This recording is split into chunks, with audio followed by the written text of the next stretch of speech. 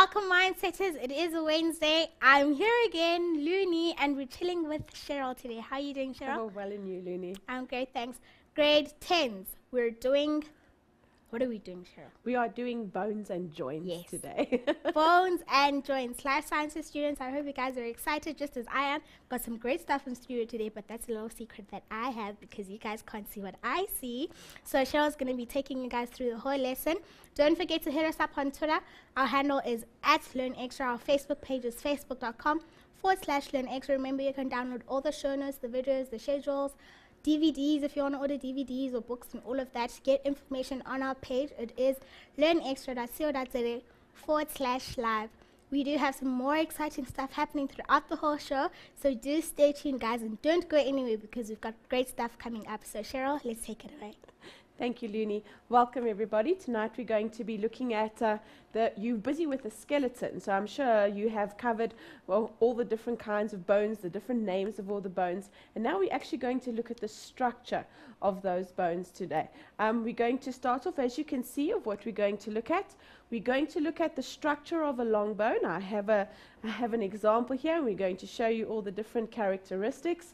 And one of the things about the skeleton that we're going to look at is that bones need to join together, and those are called joints. So we're going to look at the different kinds of joints that you can find within your skeleton.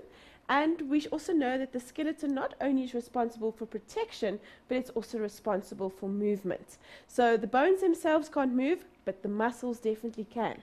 And we're going to have a look how the bones and the muscles fit together to bring about the movement in the body. Then the last thing that we're going to look at is sometimes, unfortunately, certain irregularities can occur within the skeletal system. We're going to look at diseases of the skeletal system and sometimes, very often, common injuries that can occur in the skeletal system. So let us start looking at a picture now that you should find very, very familiar. Okay? When we look at bone, we have done the mammalian tissue bit quite a bit at the beginning of the year. So you should be very familiar with this diagram. Remember, bone tissue. Remember that bone is living. It's not dead. Some of us think because it doesn't really do much that we don't think that it is dead. It's not. It's living tissue. And if you can remember what it consisted of, can you see these rings over there? That is called the Haversian system. Each ring, all right, is a little system by itself. And in that, let me use the pen quickly. All right, what we're going to find, so if I were to draw that one Haversian system, that's another, and you put them all together and you're going to get bone. Now remember, bone, as I said to you, is living. So if it's a living tissue, it needs blood, it needs nourishment. And over here we're going to find in the middle we have the Haversian canal. And if once again you can remember, there should be blood vessels there, okay, bringing all the oxygen and the nutrients to the tissue so that they can live. And obviously, what do we need to do? We need to take the wastes away. We're also going to find a nerve cell in there. Those of you who have broken your arms before, your legs, any kind of bone, I'm definitely going to say to you that there was pain. It's definitely not painless. We need to be able to feel. And lastly, all right, part of our lymphatic system, a system that we're going to look at later, which takes excess tissue fluids away.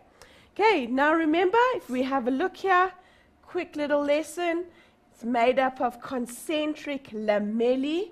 Each of those from there to there, all right, that is the lamellae. In between that's all the bone tissue. And remember, bone is hard. So the components, the salts that are in bone, the calcium, the phosphorus, the magnesium, remember, instead of being in a liquidy form or dissolved in, like, for example, in blood, they're going to be solid, almost in crystal form. And that's going to give bone its hardness. Remember its function, protection, all right, support. You can't have something that protects or supports if it's not going to be hard. And it's also full of collagen fibers, which helps it to be a little bit more flexible. So we do want that support, but we do want a little bit of flexibility as well.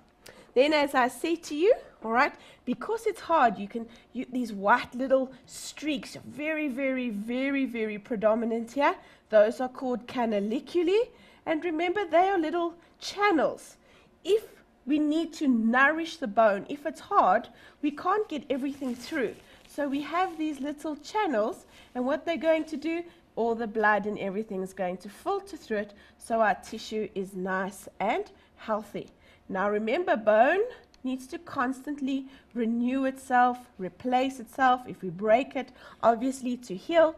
And we've got inside there, we've got a little lacuna, if you can remember, little hollows. And inside we have a little bone producing cell, which is our osteocyte. Okay. Oh, dearie me. Okay, I think we just... Okay, sure, there we go. Me and this thing, we are mortal enemies, me and this machine over here. And Looney's having a good chuckle over there. All right, now I'm sure you've looked at the skeleton last week, right, with Ungen here. I'm sure you looked at the bones. I believe he had a nice little skeleton for you, so you could be able to see. Now, when you think about the skeleton, if you're looking at a skeleton in front of you, and we're going to have a look again just now, when you look at the skeleton, the first thing that you need to notice when you're looking at all the bones is they don't all look alike. The bones have got different shapes, and you know what us biologists love to do? We love to put things into different orders. So, when we look at the skeleton, what we can do, right, we classify. We look at their shape, and we fit them into the different categories that we're so fond of using. Okay? And their names are pretty easy to remember. It's very much what a shape looks like, the name, so nothing too difficult to remember. We're going to find our flat bones, which are flat, obviously, okay, and those are going to be, if you have a look there, your ribs, okay, your rib cage, your scapula, which is your shoulder blade. Remember, don't use shoulder blade. We use the biological term scapula, and very much when we look at the bones of the cranium. Not so much our facial, but remember the bones here that protect our brain. So they are flat. Then we have those that we can't really put into any category because they don't fit into any shape. Those are the irregular bones, all right? And those are your vertebra. You can see there, those are your hip bones that all funny little shapes. So those that don't really fit into a mold, we call them the irregular.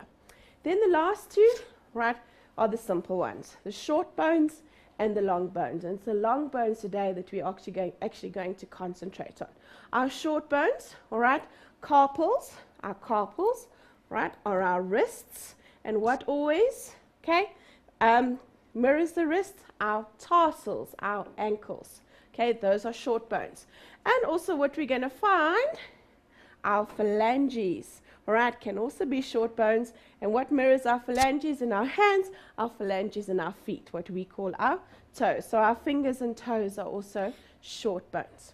And then there are the long bones, obviously, because they're much longer. Now I'm going to go across over here because we're actually going to look at the anatomy of a long bone. All right, in front of me over here, you will see, right, I have an animal's long bone, all right? And when we need to go look at the structure of it. Now, you'll see here, I've got funny, this isn't my little Stanley Jr. It's just a little, all right, it's a bit of a mission to carry the big one around. So where do we find long bones? We find long bones in our limbs. So we're going to find it in our arms and in our legs, okay? So it's going to be the humerus, the ulna and the radius in our arms, and in our legs, the femur, the tibia, and the fibula. Now remember, these ones are long because they're also going to be big, because they're the ones that are going to do the most work when it comes to movement. Also, if we look at our legs, they need to be nice and strong because they need to have a supportive function. Remember, your bones are going to support your body. Okay, let's have a look here. I'm going to leave little Stanley Jr. over there. Let's have a look at the structure of the long bone. If we look at it, I'm going to turn it overwards. This is a bone that a colleague of mine actually left in the veld, all right? And the ants ate everything up and cleaned it all up, and actually we have a nice now preserved bone. Otherwise, sometimes when you cook it or you heat it, it can destroy it. When you look at the bone, all right, the first thing that should become apparent is that there's a long, straight piece over here, a long piece, and at the end we almost have two heads. Okay, now this long portion over here is called the diaphysis. Okay, diaphysis. That's the long, narrow portion of the bone. It's also the strongest portion, as we'll see just now, because it's the weight-bearing portion. At the top are the two heads of the long bone, and we call those the epiphysis. Okay, so we have a diaphysis and we have an epiphysis. So that's the shaft. Okay, we don't always use the word shaft. It's preferable to use diaphysis, and then the heads, preferably to use again the epiphysis. All right, a little bit difficult to remember, to spell, but don't worry, you'll get the hang of it. Now, if we look inside, right, you can see some of the ants are still here. If we have a look at the bone, all right, you will actually see here, if we look inside, there is the epiphysis, all right, on that side, and there is the shaft, the diaphysis. If we look at the different bones, we can actually notice that the structure of the epiphysis and the diaphysis is slightly different. Okay, the epiphysis over here is made up of what we call spongy bone. Now, spongy bone, you can imagine the sponge that you might use in the bath. It's got a lot more holes in it, if I can use whole. If I can be biological, it's more solid. All right, it's not as solid, sorry, should I say. So it's got more spaces in between. That's why we call it spongy bone, right? Because there is a lot more of those spaces. In between those spaces, and you can't see it here because the ants have had a lovely good munchy munch on here, you are going to find something that you call bone marrow. Okay, bone marrow. And in the heads, the epiphysis, you find your red bone marrow. Now, if you can remember back to your mammalian tissue, red bone marrow and your yellow bone marrow are responsible for making your blood cells. Okay, your red blood cells and your white blood cells, your erythrocytes and your leukocytes. So the bone here doesn't have as much of a supportive function. If we have a look now at the diaphysis, you will see, look here, you can see it, you almost see it, looks like a bit like you want to just can poke it. But if you have a look at the diaphysis, you can't see the same shape, and that is because that is made up of compact bone. Compact bone does not have the spaces that we find in the epiphysis. As the word says, compact, very, very, very, very close together. And we want that, all right? Because my diaphysis, that's where my load occurs. In other words, that's where I put my, that is where my, where all my weight is going to be. This is where I'm going to attach my muscles. And my muscles over here, if they pull, we don't want it to be able to pull apart, okay? So this part needs to be strong. Now, if we look, you'll see there's nothing inside here but a hollow, okay? That would be the medullary cavity. Okay, so what do we find in here? The bone marrow, and we find inside that it's hollow because that's where the bone marrow is going to sit. Now remember, those of you who, when we did cells, you would have also talked about stem cells. And one of the things is when they harvest, that's what they're trying to get. Those stem cells that are inside the bones that can then make new blood cells. Then if we go outside again, all right, you will see over here, if I pull this over here, the bone is surrounded by a nice, tough, fibrous outer layer, and that is called the periosteum. All right, so we'll say it again, the periosteum. Remember, os, when we use the word os, that always refers to bone, and the periosteum on the outside makes the bone nice and firm. On the inside, all right, you can't see it as much, but it's nice and smooth. The bones inside here is smooth, and that is a layer that's not as tough as the one on the outside, all right? But there we go. If we look inside here, if you feel it, you can't really see it. You need to feel it, all right? It's nice and smooth, and that is called the endosteum. Remember, anything inside is endo. So that is the endosteum. Os, again, meaning bone. Okay, so we got the epiphysis, We got the diaphysis. We've got the medullary cavity with the bone marrow inside. The lining on the inside is called the endosteum. The lining on the outside is called the periosteum. Now, if you have a look at this, at the heads over here, I'm going to show you this one over here. If you have a look, next time, I always tell my kids, next time you have a chicken bone, all right? A chicken bone is such a wonderful thing because nearly all of the mammalian tissues are there and obviously the bone. Next time you have a chicken bone, when you have the chicken bone, I'm sure all of you at the ends of the bone, all right, there's that little white piece, okay, that is nice and smooth. That is called hyaline cartilage. If you can remember back when we did connective tissue, all right, hyaline cartilage is covering the epiphysis. It covers the ends of the long bones. It makes them nice and smooth. If you can see it here, it's nice and smooth. Now, that brings us, all right, to when we start to look just now, we're going to look at joints. Now, if two bones are joined together, all right, that means they are going to move. And when they move, you obviously want the movement to be smooth. You don't want it to be all jerky, and if you've got friction, it's going to hurt. Okay, so over here, you will see at the hyaline cartilage, go and play with your chicken bone next time. All right, go and have a look at that white. Feel it, you'll see it's nice and smooth. On the other side over here, some of the meat is still attached, so you can't see it as much. There we go. All right, that's going to be your hyaline cartilage. Nice and smooth. The word we use there is also lubrication and for protection. So you don't want, if the bones do somehow slide next to each other, you want the bones to be protected. In this layer over here, you won't be able to see it now, all right, is going to be blood vessels, because the blood vessels need to nourish the bone.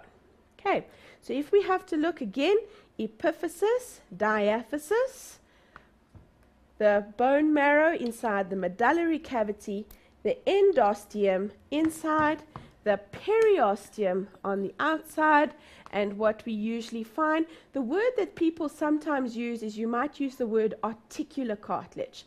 Articulate means when two things join, they articulate. So with this bone, and if, all right, is going to join to another bone, as you can see, all right, if you have a look at it, if it joins to another bone, what's going to happen? It articulates. So the cartilage between the two bones would then be articulating cartilage. Okay, now which brings us to the next section. If we have a look at Stanley again over here, all right, you will notice that the bones are joined to each other. So you will have a look here. There's from the olden days, there's a song. I'm sure you know the hip bone's connected to the leg bone. But all the bones are connected. The only bone that isn't connected to another bone is our patella. All right? Over here, if I bring the knee joints across and I turn it over there, as you can see, let me get it around. Okay, there's your patella, your kneecap. It doesn't articulate or join with any of the others. Okay, now, when we're looking at joints, what do we say? A definition of joints is when two bones, right, are joined together. So when we have the connection of two bones together, that is going to form a joint. Now, if you have a look at little Stanley over here, and if you have a look at some of the examples that I've brought, you should notice that some of the joints are able to move a lot more freely than others. So once again, as I said earlier, we like to classify bones into different shapes. We also are now going to classify joints into different, all right, classes. All right, I think we've got a break though. Hey, okay, yeah, whispering in my ear. Mindset is we are going to take a short break, but remember, Cheryl told you to play with your chicken bones next time. So if your parents ask you why you're playing with your meat and your chicken bones, just tell them Cheryl told you on TV on Learn Extra Live. Okay, don't go anywhere though. Mindset is because we've got great stuff coming ahead. After Earth, guys. So make sure you stay tuned and stay glued to your screens and watch the trailer, and make sure you come back because we've got some great stuff going on. So we'll see you straight after this.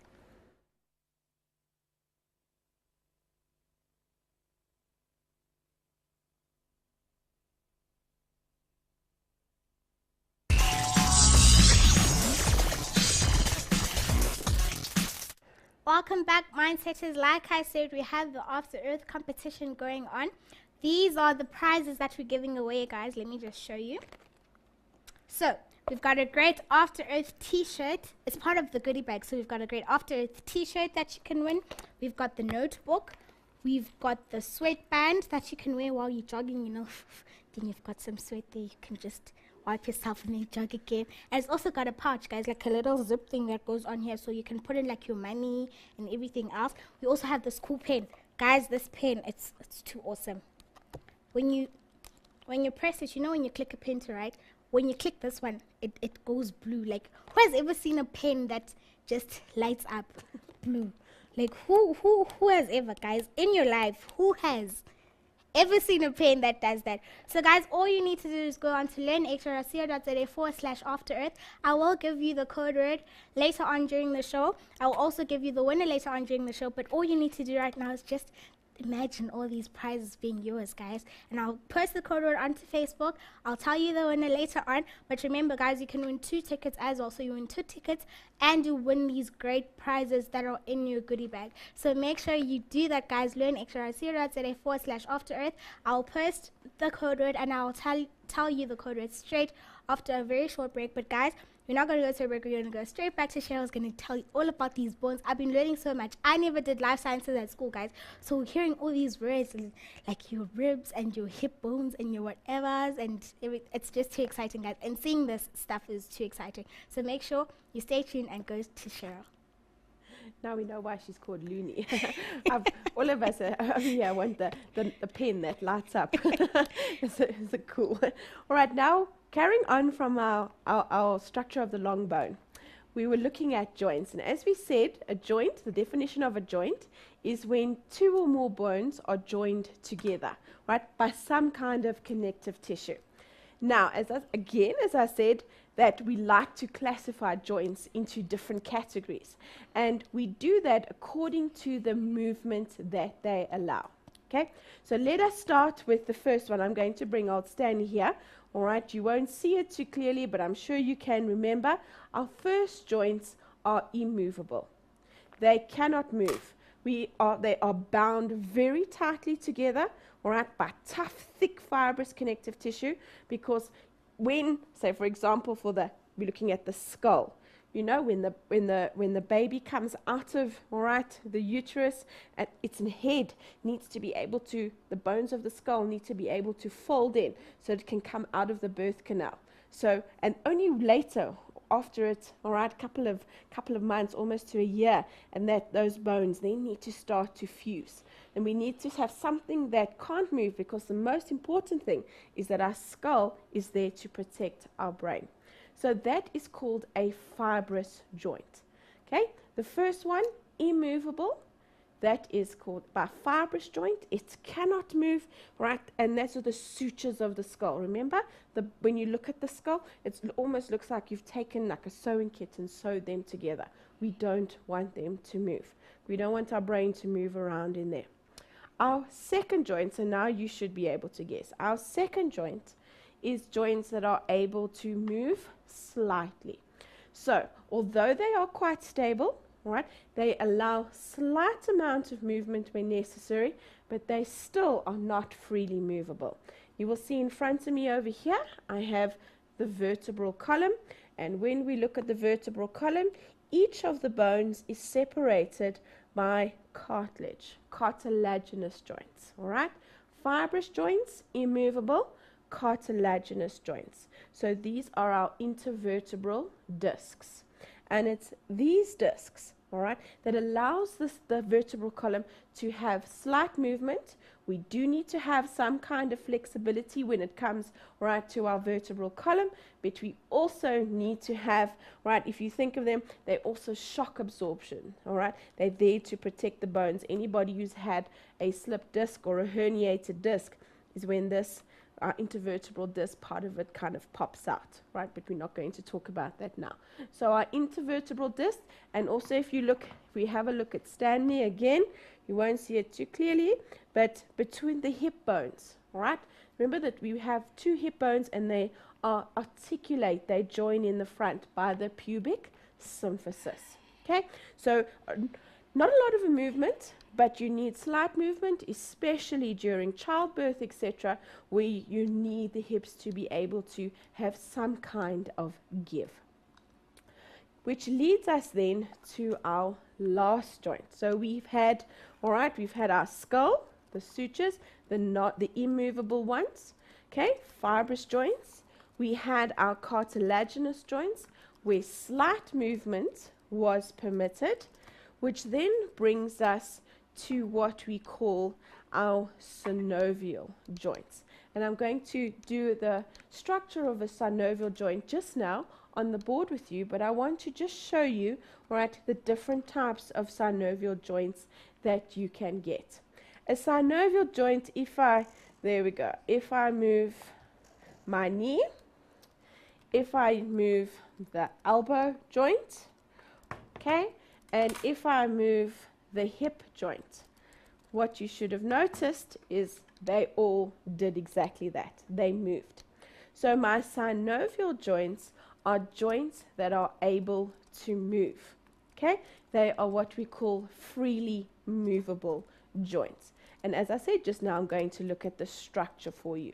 Okay, if we have a look at our synovial joint, you will see because there is movement, certain structures are going to be far more evident. Now, when we look over here, you're going to see, as I said, I brought in different kinds of joints.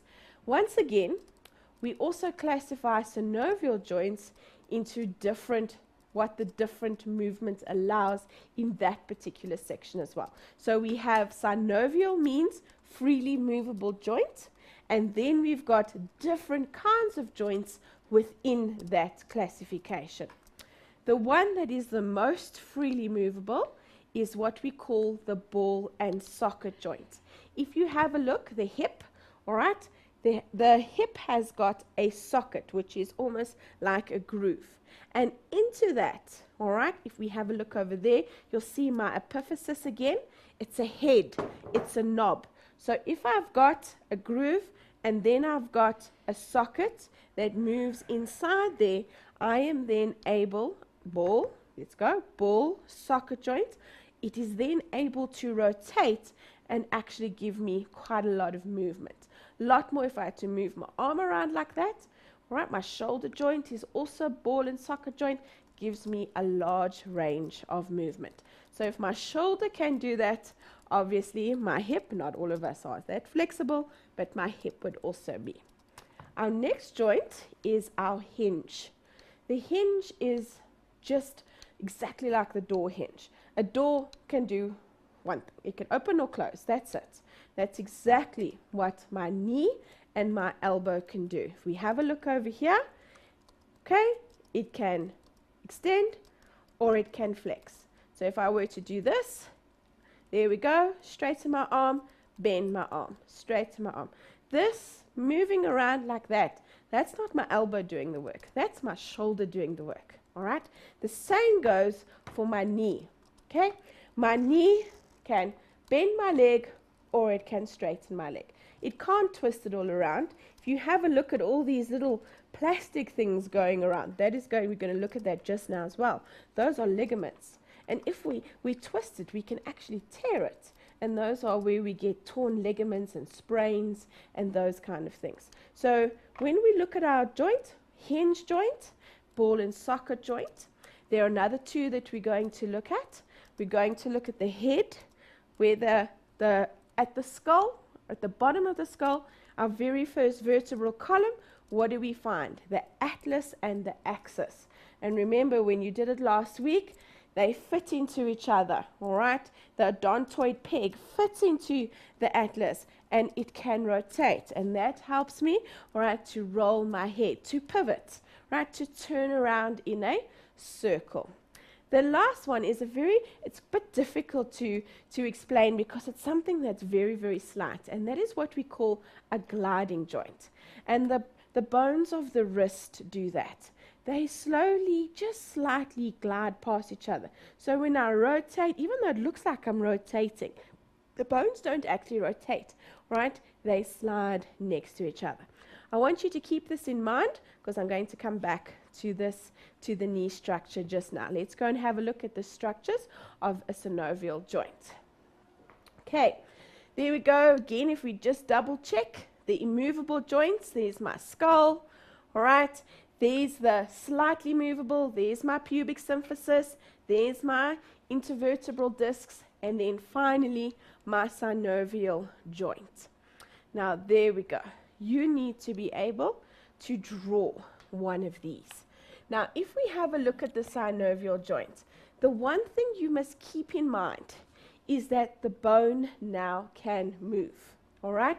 So when the bone moves, we need to be able to make sure that it can move smoothly, right? So when we look at the structure of a synovial joint, keep in mind, nice, smooth, fluid. You don't want to have any kind of irritations.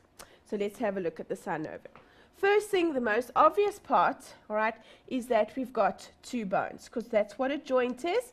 Here's a bone and here's a bone. Okay? Now, as you can see, the most prominent thing that you should notice over here is this blue outline. And that is what we call a synovial capsule or a joint capsule. There's like a lining, all right, around the joint, and inside that joint, this is all liquid. All right, this is all liquid. That is called synovial fluid. All right, there we go. If you have a look, the synovial cavity, I think I've put it somewhere over here. There we go, the synovial fluid. Now that's water. And what is the function of water in the joint? It's going to be lubrication. So when the joint, all right, play with your chicken bone again, as Luby said. When the two joints move across each other, right, that slight liquid that's there, all right, is going to cause that there is no friction. Okay, so you want nice smooth movements. Remember, these joints can move. So the easier and smoother they can move, the much better for you. You will see over here, usually we have a tendon or a ligament, okay, surrounding the capsule. So here in the black, I'm going to quickly change the color. You saw it on the long bones, all right? What do we find at the ends of the long bones? Yes, the articulating cartilage, which is usually hyaline cartilage. Okay, hyaline cartilage. It's nice and smooth. So not only do we have the synovial fluid that acts as a lubricating, we also have this hyaline cartilage, which is nice and smooth, that allows the movement to occur nice and friction-free. Right? But you'll see some people, what happens is if that starts to chip off, the cartilage starts to chip off and goes into the synovial fluid. The synovial fluid actually starts to swell. And very often you'll see people that say they've got water on the knee. Sometimes it's a very common sports injury. And what it is synovial, all the little bits of bone can be in there, and now the body's trying to make more fluid, so to speak, so that the joint can move much easier. But what it does is it actually causes the stiffness, this whole lot of water that surrounds the knee, right? And then you need to go to the doctor and they need to get an injection and they suck all the fluid out, right? Not very pleasant. So there we look at our structure of our right synovial joint. Let me quickly go over again with you so you can see. Ball and socket joint, head, all right, socket, like a groove, ball, the head of usually my long bone, fitting into it, and then freely being able to move.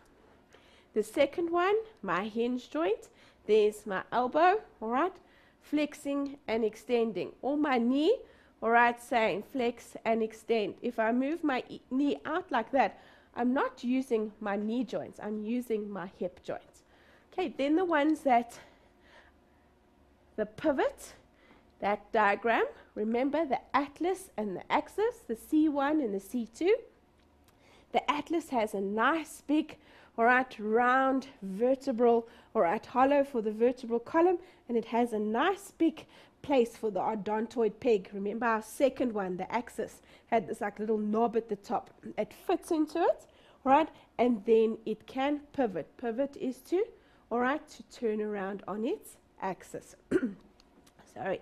Then the last one, if you have a look over here, if you have a look at the gliding joints of the carpals and of the tarsal, so of our wrists and of our ankles, when we move them, they have that slight gliding motion, all right, that is going to go over them. Okay, carrying on. Okay, if we have a look at our long bone, and I'm going to just quickly go back to the desk. I want to just show you something. When we looked, I want to use the knee joint. When we looked at it, if you have a look at this joint, you should come aware that it's not only the bones, that there are lots of other tissue, all right, that make up a joint. And it's all the tissue that you did when you did mammalian tissue. So here we have two bones, all right. Here we have the epiphysis, that will be spongy bone. Here the diaphysis will be compact bone. But if we look at our knee joints, we see this transparency structure over here. That is a tendon, because what's going to happen, the muscle of the thigh, all right, is going to end over here, and what we find is that it moves. You can't have muscle moving over the joint, because that will actually make the movement not as fluid. So we have tendons, right, going over. What else do we have? We have our articulating cartilage. Our hyaline cartilage prevents friction, helps the joint work much easier. And then we've got these stabilizing structures, our ligaments, that help stabilize our joint.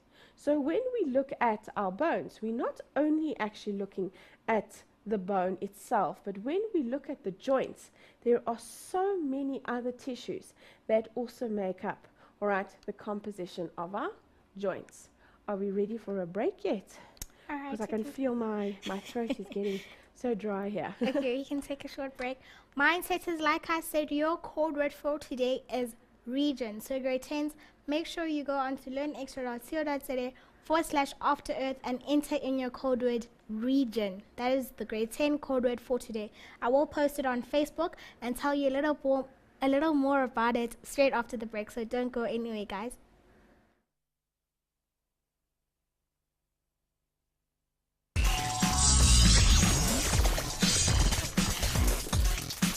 Welcome back, Mindsetters, from that very short break. I want to tell you something about Career Indaba. Make sure you go to careerindaba.co.za to register yourselves and your friends grade 10 to 12. It's all about how you guys can get more information on the career path you want to take. So if you're confused and you want to get more information, make sure you go to the Science and Convention Center from the 20th till the 22nd of June. We will be there, guys, chatting to you, talking to you. You guys can ask us any questions that you may have.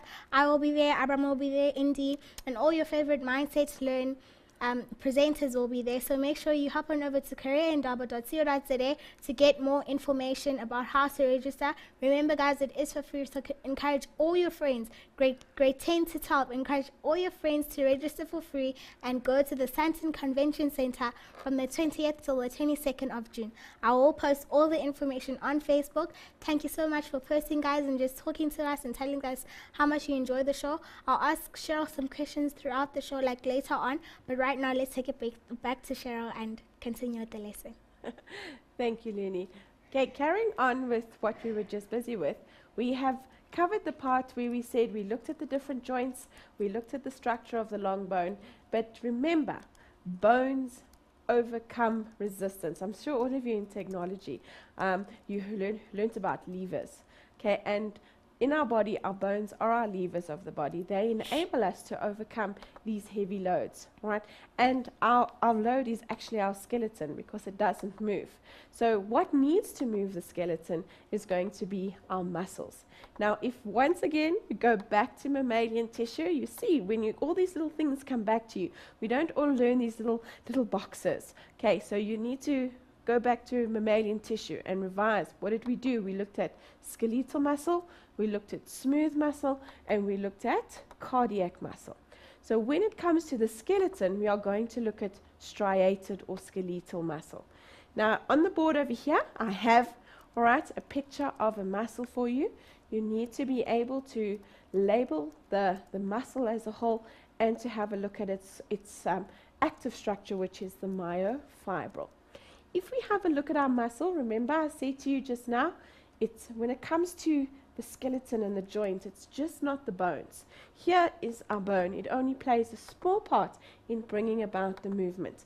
The movement is going to come from our muscles, and obviously specifically our striated muscle. Those are the muscles in our body that are voluntary. Right, if I decide, that's me deciding to do this with my arms or doing whatever. It's not an involuntary response. I'm not sitting here going, okay, digest, breathe, breathe. Right, those are involuntary. Voluntary, right, I can make a conscious decision to move it. Now, if you remember, one of the things when we looked at, some people like to use the word skeletal, some people like to use the word striated, it doesn't matter. Striated means stripes. And that is because the skeletal muscle has got a very specific pattern, right? A light stripe and a dark stripe, a light stripe and a dark stripe. It's almost like a zebra, okay? The zebra of muscles. And that has a huge, big influence on how my muscle is going to be able to work. Let's just have a look quickly at the structure of my muscle. It looks very complicated, but in actual fact, it's not really. It's little groups. If you take pencils, a whole lot of pencils, and you put them together, all right, you've got a group. That's exactly how muscle is made. So if you take a whole lot of pencils and you put them together with elastic band, you take another lot of pencils, you put them together with elastic band, take another group of pencils and you put them together with elastic band, you've got all these groups, and then you group them all together. That is exactly what the muscle is. So if we have a look over here, I'm going to start from that is the big one. Okay, so if we have a look, the smallest, here's my pencil. The smallest functioning part of my muscle is my muscle fiber or my myofibril. There we go. It's a cell. Remember when we did mammalian tissue? That is one single cell. I put all of these cells together. There we go. Each of those, a cell. And what do I want to do? I want to wrap it up nice and neatly. Okay, and what do I wrap things up with? I wrap things up with connective tissue. Okay, and that connective tissue is going to be my perimysium. Okay, so there we go. Nice little fibers. There's another one, a little wrapped up. There's a nice little bundle. There's each little cell. There's a bundle. There's a bundle. There's a bundle. Okay, each one of these bundles is called a fascicle. So it's almost like a herd of cattle, all right? So it means a lot of cattle together. A fascicle means a whole lot of muscle, a muscle fiber, a muscle cell, all right, together makes one particular fascicle. It's like bone. Remember, one concentric thing of bone was called a Haversian canal. One group of muscle fibers is called a fascicle. So it's like grouping it together. Now, if we have a look at the next diagram, so I've gone from big to small. You will see again, let me use the words, perimysium, connective tissue around the bundle, endomysium, connective tissue in between each of the muscle fibers, epimysium, the whole muscle fiber joined together. All right, so endo inside, peri almost on the outside, epi, the large one on the outside. So it's again like bone. We like to keep, your body needs to keep things in place, and it does that by fibrous tissue. Now if we have a look over here, all right, at my myofibril, it is one cell. Remember, one specific cell. And what did we notice here? As I said, why is it called striated muscle? Because we see the different kinds of bands. There's a light stripe and a dark stripe. Now, where does that come to? Now, let's go and take that and let's go and look even closer at what a muscle cell looks like. And this is the diagram that you should be familiar with. It's the myofibril, but we're actually looking at it at a much, much, much smaller level. Now, I want to show you what you need to be able to learn. If you can see these pink ones, all right, over there, can you see the pink lines? Okay, there. I'm actually tracing over the blue. That is what we call myosin. Okay, it is a protein. Muscles are made up of protein, and those are called myosin filaments. They are thicker. I'm going to use a different color now. I'm going to use green. Do you notice these ones in between? They're much thinner. They don't stand out as much. Okay, and that is the protein actin. All right, actin. And they occur, I'm going to use my fingers as an example, they occur interweaving. All right, they occur like that. So one, all right, and they are then going to move across each other. Now, that's how we get the bands. Now, what will happen is you have got this, what we call a sarcomere. No, me and this border tonight are going to fight. Where that line, can you see that? All right, here's my actin, my myosin. I've got what I call a disc, all right, the Z disc. That's a line showing one sarcomere. And what a sarcomere is the following. It's a piece of the muscle here, and what happens when a muscle moves? It contracts. Okay, so there we've got movement, contraction, relaxation, contraction, relaxation. And if you were to look at it very carefully, you would see that the myosin actually have got almost like a boat has got oars. It's got little oars, little sticky out parts over there. So when the actin comes to it, all right, remember again, we're going to move two. It needs to pull it together, all right? So it's going to pull, and it's going to pull, and it's going to pull. So what it's going to do as it moves across here, this one picks it up and it pulls it. So it goes closer, picks it up and pulls, picks it up and pulls, picks it up and pulls. So what does our muscle do? It gets shorter. It contracts. That is called the sliding filament theory. And you need to be able to have a lot of energy for that. And that's why there's lots and lots of mitochondria in the muscle cells. Okay, as you'll see, there's a lot of writing up. You will see in the notes, all of these are in your notes. Now, right, I'm sure some of you, okay, have had a few of these things before. We can injure our skeletal system.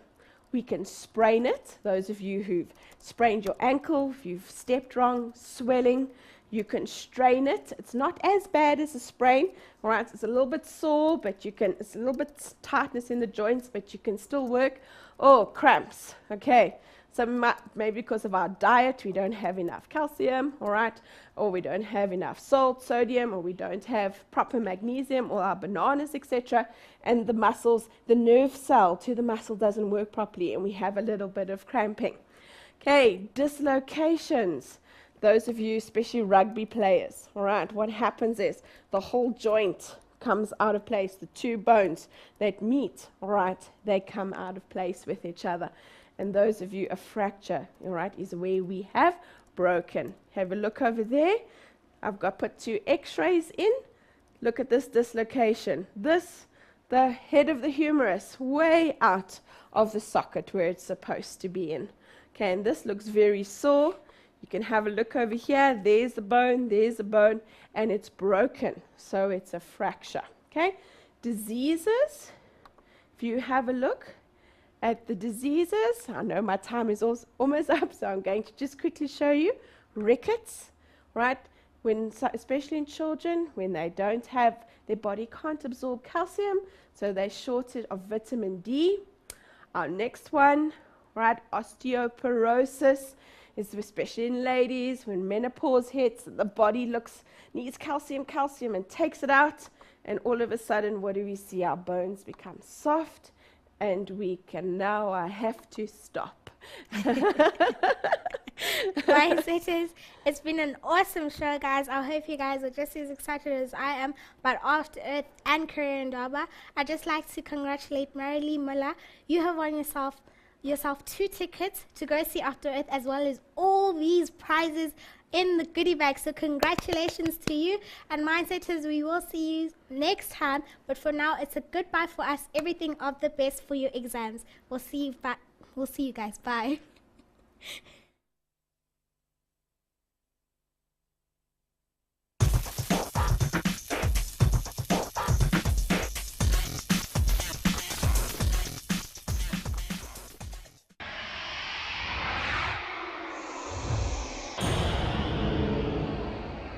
The bones have got different shapes, and you know what us biologists love to do?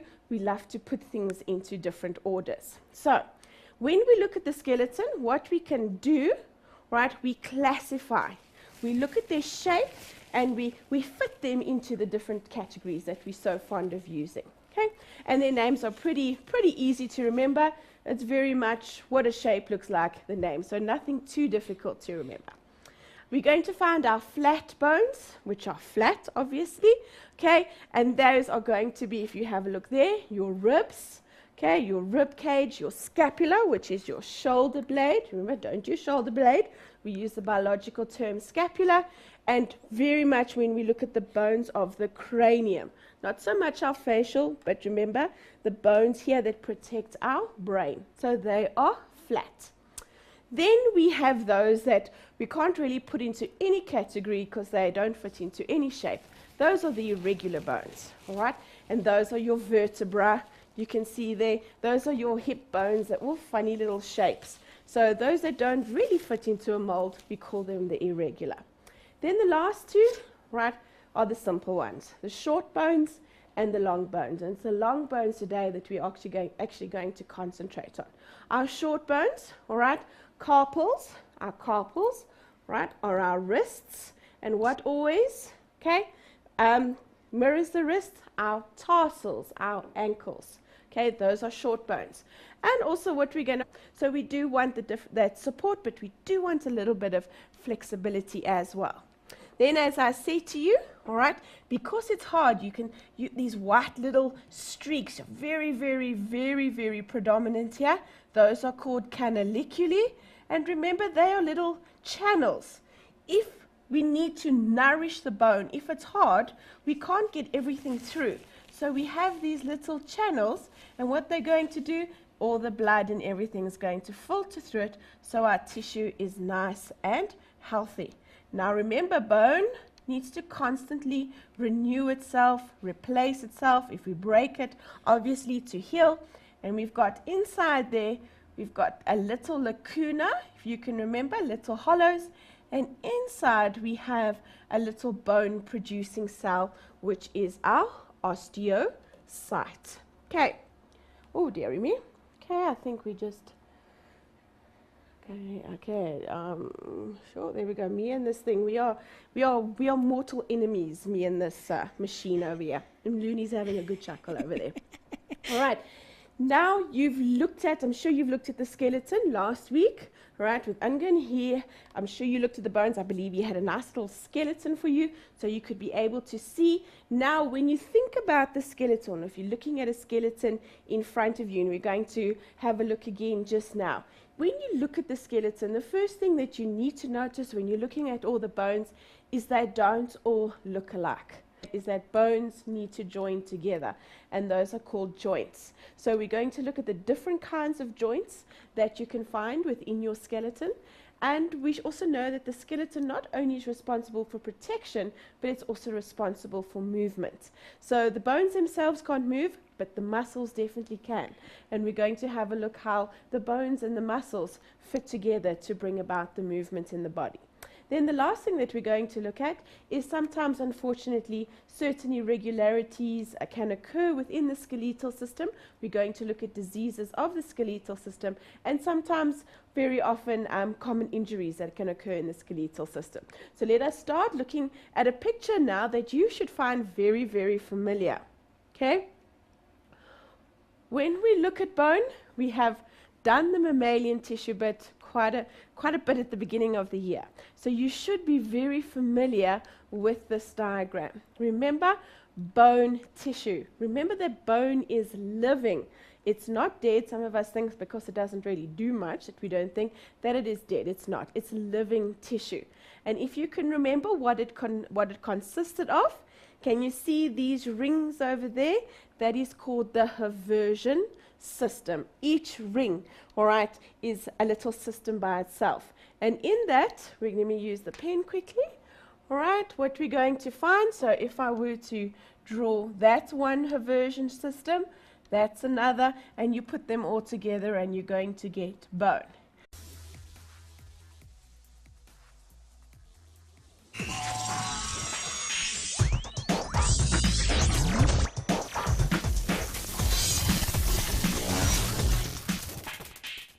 Welcome, Mindsetters. It is a Wednesday. I'm here again, Looney, and we're chilling with Cheryl today. How are you doing, Cheryl? Oh, well in you, Looney. I'm great, thanks. Grade 10s. We're doing... What are we doing, Cheryl? We are doing bones and joints today. Bones and joints. Life sciences students, I hope you guys are excited just as I am. Got some great stuff in studio today, but that's a little secret that I have because you guys can't see what I see. So Cheryl's going to be taking you guys through the whole lesson. Don't forget to hit us up on Twitter. Our handle is @LearnExtra. Our Facebook page is facebook.com/LearnExtra. Remember, you can download all the show notes, the videos, the schedules, DVDs if you want to order DVDs or books and all of that. Get information on our page. It is learnextra.co.za/live. We do have some more exciting stuff happening throughout the whole show, so do stay tuned, guys, and don't go anywhere because we've got great stuff coming up. So Cheryl, let's take it away. Thank you, Looney. Welcome, everybody. Tonight we're going to be looking at you're busy with the skeleton, so I'm sure you have covered all the different kinds of bones, the different names of all the bones, and now we're actually going to look at the structure of those bones today. We're going to start off, as you can see, of what we're going to look at. We're going to look at the structure of a long bone. I have an example here, and we're going to show you all the different characteristics. And one of the things about the skeleton that we're going to look at, now remember, bone, as I said to you, is living. So if it's a living tissue, it needs blood, it needs nourishment. And over here we're going to find in the middle we have the haversian canal. And if once again you can remember, there should be blood vessels there, okay, bringing all the oxygen and the nutrients to the tissue so that they can live. And obviously, what do we need to do? We need to take the wastes away. We're also going to find a nerve cell in there. Those of you who have broken your arms before, your legs, any kind of bone, I'm definitely going to say to you that there was pain. It's definitely not painless. We need to be able to feel. And lastly, all right, part of our lymphatic system, a system that we're going to look at later, which takes excess tissue fluids away. Okay, now remember, if we have a look here, quick little lesson. It's made up of concentric lamellae, each of those from there to there. All right, that is the lamellae. In between that's all the bone tissue. And remember, bone is hard. So the components, the salts that are in bone, the calcium, the phosphorus, the magnesium, remember, instead of being in a liquidy form or dissolved in, like for example in blood, they're going to be solid, almost in crystal form. And that's going to give bone its hardness. Remember its function, protection, all right, support. You can't have something that protects or supports if it's not going to be hard. And it's also full of collagen fibers, which helps it to be a little bit more flexible.